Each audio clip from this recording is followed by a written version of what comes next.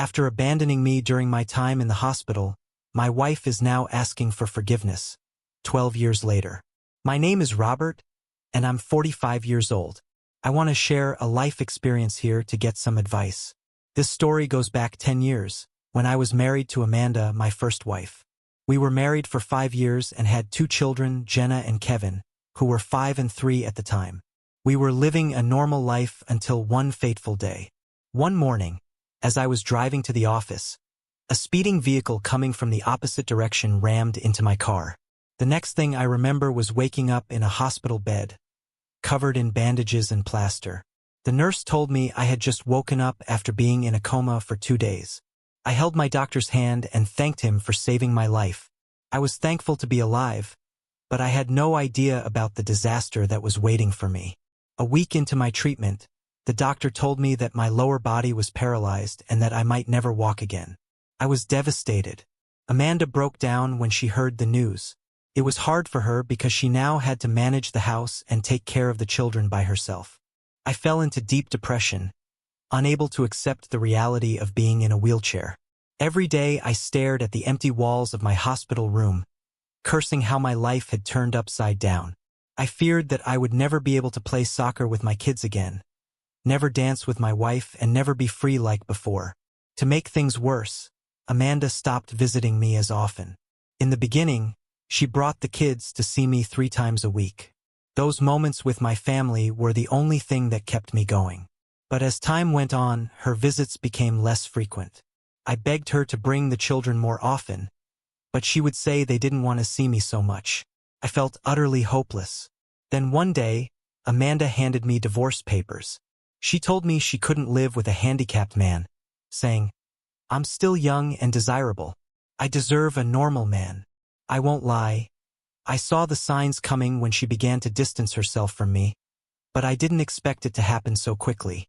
About a month after the accident, some friends told me they had seen Amanda out with another man, probably someone in his 50s.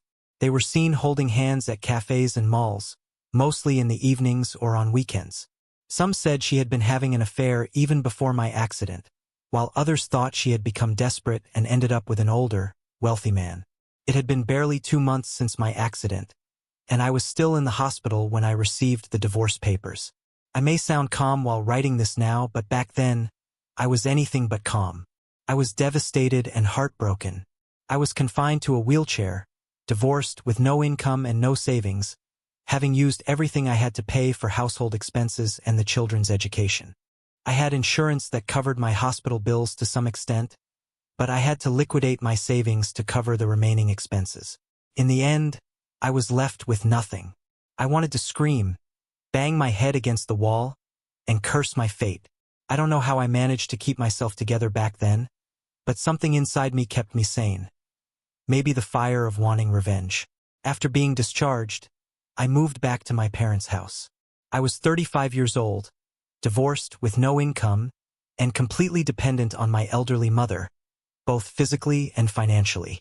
My mother was a florist, running a small shop in the suburbs. The little income from the shop, along with her pension, kept things afloat. With those limited resources, she still offered to support me. It was incredibly painful to be a 35-year-old man relying on his 62-year-old mother. Soon after my discharge, I went to see my children. When I reached my house, it was locked. The neighbors told me that Amanda had moved in with her lover, taking the children with her. According to them, Amanda's lover was a rich, fat old man who had been divorced 3 times and had no children. Some even called Amanda a gold digger, accusing her of being with him only for his money. I managed to get the address of her boyfriend's house and went there. When I arrived, Amanda wouldn't let me see my children, saying they had already adjusted to her boyfriend and even called him Daddy. She claimed that my sudden appearance would only confuse them more. When I insisted on meeting them, she threatened me with a restraining order. I didn't have any money to hire a lawyer. I was barely surviving on my mother's small income, so I had no choice but to back off. Less than 6 months after my accident, and only a few months after our divorce, Amanda was already living with another man. I felt disgusted. I asked her how she could move on so quickly, but she dismissed me. I know it was immature, but I was a helpless, wheelchair-bound father. What else could I do? I begged her for just one chance to prove my worth, but she belittled me, calling me a burden in her life. I asked her if she had been cheating on me before the divorce, since it seemed she was already living with this man so soon after. She brushed me off, saying it was none of my business and that I should never show my face to her again. I stood there, thinking about the 7 years of marriage we had shared, wondering how she could replace me with another man in just a few months. With tears in my eyes, I left. I went back home, feeling completely defeated and humiliated. I cried like a 5-year-old in front of my mother, who comforted me and encouraged me to take control of my life again. I was lost and directionless at first, but I decided to help my mother in her flower shop. I started making bouquets, serving customers, and cleaning the shop. Soon, I realized that the business had huge potential to grow, but my mother was too fragile to handle it on her own. I reached out to my old contacts and secured contracts with event management companies to supply flowers for their events. Gradually, I built a team and started taking contracts for venue decorations. Eventually, I launched my own event management company. It took me 10 long years to rebuild my life, but I did it. Throughout this time, my mother always had my back. She supported and motivated me to bounce back. A year after my accident, I found out that Amanda was leaving the city with our children and her lover. I rushed to the house to see my kids, but by the time I arrived, they were already gone. Before that, I had tried multiple times to reach out to my children, but Amanda insulted me and chased me away every time. Amanda had full custody of the children and could make all the decisions for them. Since I was both physically and financially challenged, I couldn't contest joint custody. I also couldn't challenge her restraining order because I was too broke to hire a lawyer, while Amanda had her wealthy boyfriend, Evan. I didn't know if Evan had been with Amanda before my accident or if he appeared afterward, but I knew he was a wealthy man with a lot of inherited property. Over the last 10 years, whenever I got leads about my children, I would travel to try and meet them, but I failed each time. Amanda constantly threatened to have me arrested, and with her boyfriend's money and connections, it seemed like they could get away with anything. By the way, even after 10 years of living together, that man never married Amanda. A year ago, I finally filed for joint custody. I had been waiting for my event management business to stabilize before taking this step. I filed for custody and was granted 15 days with my children, who are flying to visit me next week. Despite Amanda's best efforts to object to my plea in court, I hired a good lawyer who presented my case well, and I won. Plus, my children are older now, and they were asked if they wanted to meet me. They said yes. I know I can't make up for the 10 lost years, but I hope to spend quality time with my kids. As the day gets closer, I'm feeling both nervous and excited. They're now 17 and 15, and I know teenagers can be difficult. I just hope they aren't too mean or resentful. I have no idea what story Amanda has been telling them for the past decade. Should I tell them the truth about their mother? I'm really unsure. Do any of you have suggestions on how I should approach them? I'm incredibly nervous, but also very excited. I missed 2 critical pieces of information in my original post. First, about my current wife, Ashley. Yes, I remarried a beautiful woman 5 years ago. Ashley is an interior designer. I met her at an event where she was designing the wedding venue, and we were providing the flowers. I had not yet started my own company at that time. It wasn't love at first sight, but we vibed well.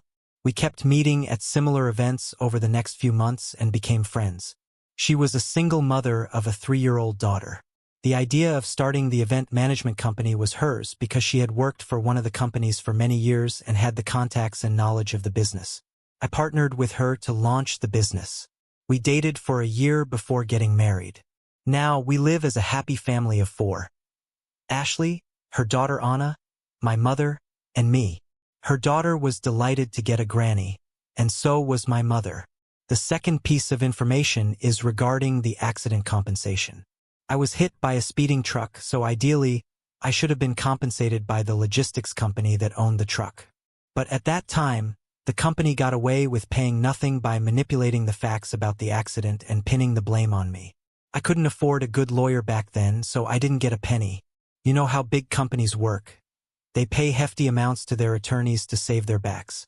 After my marriage to Ashley, she suggested I refile the case since we could afford a better lawyer. The case is still in court, but my lawyer has given us a positive hint that the judgment would come in our favor. Alright, coming back to my story. As I mentioned in my original post 3 months ago, my children were supposed to visit me after 10 years of my divorce.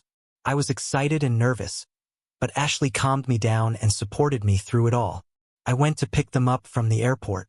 The elder one, Jenna, is 15 now, and the younger one, Kevin, is 13. They have grown into beautiful and handsome teenagers.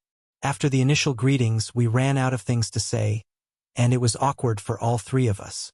On our way to the house from the airport, I tried to break the ice and ask them about their school life and city. I deliberately avoided talking about their mother, and they didn't bring her up either. The children were unusually silent, or maybe just waiting for an opportunity to plug in their earphones, like any other teenager. Upon reaching home, we were welcomed by Ashley. The children looked shocked, as if they hadn't anticipated this. I don't know why Ashley's presence was a surprise to them. When their mother could live with another man within months of our divorce, why couldn't I remarry? Ashley had set up the guest room for the children. We had lunch together, and Ashley laid out the vacation itinerary we had planned for the family. They gave a neutral reaction to everything. They weren't excited, but they didn't dismiss the plan either. Ashley and I were confused by their mixed response. They locked themselves up in their room, and soon after, I got a call from their mother, Amanda, accusing me of tricking our children. She said I had brought the children to my house so Ashley and I could manipulate them. I felt disoriented by her behavior. She accused me of hiding the truth about my marriage. I was baffled by her accusations. I hung up on her, but she persistently called me. I decided it was time to address the elephant in the room. I called my children and asked them what was the matter. After the initial hesitation, they spoke up. They were mad at me because they were told that I had abandoned them. Amanda had brainwashed the children against me and filled their heads with lies and deceit. I revealed the exact truth to them, that it wasn't me, but their mother who jumped to another man as soon as she got the opportunity. They were kids back then, but they remembered those incidents very well. I told them how Amanda disappeared with them to the old man's house and how she had threatened and chased me away whenever I tried to contact them. I showed them the restraining letter and all the rejected pleadings I had made to meet them. They were in tears and regretted believing their mother's lies all these years. My younger son, Kevin, admitted that once he had tried to reach out to me on social media, but Amanda caught him. She emotionally blackmailed him and made him promise never to contact me again. The children also admitted to being rebuked by Amanda's husband. Amanda and the children were mistreated at family gatherings because she was unmarried. Despite the man paying for their education, he was never a father figure to them. My heart ached as I learned about my children's adversity. After all the truths came out, we hugged each other and cried our hearts out. We went for a week-long vacation in Florida and had a great time together. Jenna and Kevin bonded with Ashley and Anna, who was turning 8 this year. I couldn't be happier seeing all my family together. My children uploaded our group photos on social media, captioning them, "Happy Family." As soon as Amanda saw those photographs, she called them up and berated them for their foolish behavior. She blamed them for betraying her by bonding with us. She texted me, threatening that she would not let me meet my children further if I did anything to turn them against her. I laughed at her hollow threats and continued enjoying our vacation. After returning from the vacation, my children met with my relatives. My relatives happily hosted them, and I was delighted to see the old bonds rekindled. When they were about to leave, they promised to keep in touch despite Amanda's threats. They said they felt suffocated living in that house and would move back with me once they completed high school. I hugged them and bid them goodbye. After going back, they confronted Amanda about her deceit, but she turned the tables on me, accusing me of manipulating them against her. It's been a few months since they returned, but we talk regularly. I hope to have them back with me soon. Thanks a lot. I know it's been a long time since I updated, and there's been a lot of drama in the last 6 months. After my first meeting with my children 3 months ago, the impending court case with the logistics company got settled. Guess what? I got hefty compensation not only for the accident but also for the injustices in the first trial. I'm not sure if I mentioned this, but in the initial trial, the logistics company, whose truck rammed into my car, manipulated the case and pinned the blame on me for the accident. As a result, I wasn't compensated at all. I appealed again at my wife's suggestion and won this time. I gave the news to my children, and they were equally elated. They wanted to meet me, and I promised to have them back with me permanently. A month later, Amanda showed up at my office. She held my hand and asked me for forgiveness. I was taken aback by her sudden appearance. She admitted that after my accident, she became desperate and found an old man who wanted a sugar baby. I didn't know about these terms until I Googled them that day. The man had a few horrible experiences with younger women who ran away with his money after a few months, so he decided to settle with a not-so-young sugar girl, Amanda, who was 32 at the time. Amanda had 2 children, which served as a guarantee of her loyalty. The man had clearly stated that he would not marry her and would instead keep her as his mistress because he didn't want to share his inheritance with my children. Amanda agreed to his terms because he promised to feed and fund their education. I asked her why she didn't get a job. She said she had never worked and wasn't sure if she could earn a similar lifestyle to the one her lover gave her for free. She kept saying that she did everything to protect the children's future. She stood her ground, claiming the children would have grown up in poverty if she hadn't taken that step. I got so annoyed at her nagging that I yelled, saying she could have at least given me a chance to bounce back. If she was so concerned about our children's future, she should have discussed it with me instead of jumping to conclusions and deserting me without any warning. I clarified that I had moved on and that her pleas didn't matter to me. She recounted all the happy moments we shared, like our wedding day and the birth of our 2 children. I shrugged her off, saying I was a different person now, and all those memories had faded away. They didn't mean anything to me anymore. She crossed the line by saying that she and my children were my real family, not Ashley and Anna. She claimed that Anna wasn't my daughter and that I could never have a proper family with Ashley and Anna. I was disgusted by her cruel words. She insisted that I take her back so the real family could reunite. I made it clear that I love Ashley and Anna, and they are my real family, not her.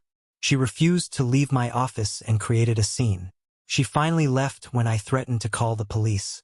I went home and told my mother and Ashley about the incident. Ashley was naturally distressed, but she's a mature woman and didn't make a big deal out of it. My mother said she never liked Amanda because of her selfishness. Mom even suggested that Amanda had returned only because of the money I had received after the court settlement. That woman is indeed a gold digger. When my children learned about their mother's behavior, they berated her and told her to stay in her lane. I'm not sure how her sugar daddy found out about the incident, but he threatened to throw her out if she tried to reach out to me again. I couldn't be more thankful to him. The latest update is that my children are moving in with me this month. They will stay with us briefly before I enroll them in a nearby college. They wanted to enjoy their college life and stay in a hostel. I believe we should stay connected but also give each other some space to get to know one another better. The children have abandoned Amanda, and in the end, she is left with nothing but her sugar daddy. I hope you enjoy this video. Please like, comment, and subscribe my channel.